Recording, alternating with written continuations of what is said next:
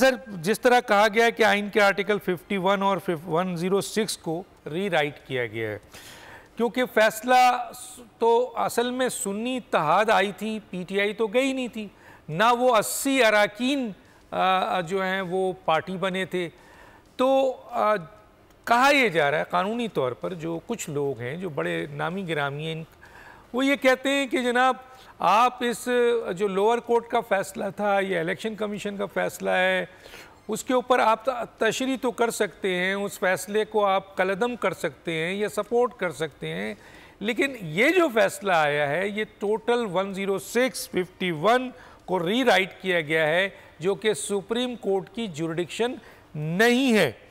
तो अब कहने का मतलब ये है कि क्या कोई नज़ीर ऐसी मिलती है सर कि अगर कोई पार्टी जो केस की उसमें पार्टी ना हो और जो दूसरी पार्टी जो केस की पार्टी हो उसको तो मुस्तरद कर दें उसकी एप्लीकेशन को, लेकिन बाकी फैसला जो है वो एक तीसरी पार्टी के हवाले से कर दें, कोई नज़ीर ऐसी मिलती है सर पाकिस्तान में?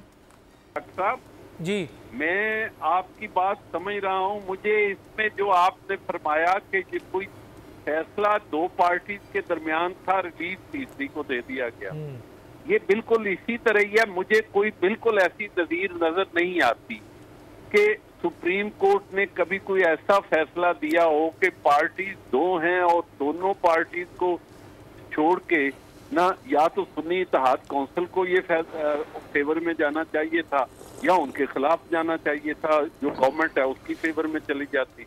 पीटीआई तो इन सारी प्रोसीडिंग्स का हिस्सा ही नहीं है।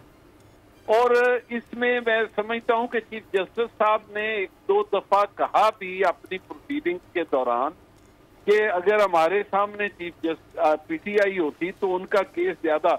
और मैं समझता हूं कि जब लिस्ट पेंडिंग हो तो अगर कोई अग्रीव्ड पार्टी है तो वो उसका डिलेटेड स्टेज पे भी वो उसको ज्वाइन कर सकती है और उनकी डिले जो है वो कंडोन हो जाती है। This is a principle of law और ये time and again supreme court ने किया है। और मैं समझता हूं कि इसमें अगर इस तरह की सूरत हाल थी तो पीटीआई को बतौर पार्टी सुप्रीम कोर्ट के सामने जाना चाहिए था, वरना ये देखें इस पे बड़े सवालात पैदा होंगे। जैसे आपने फरमाया अरशाद हसन खान साहब ने एक फैसला दिया था जफर अली शाह केस में, जिसमें परवेज मुशर्रफ साहब ने ये भी नहीं मांगा था कि मुझे आईन में 3 साल उन्होंने सारे मीम भी जो है वो करने का इख्तियार है।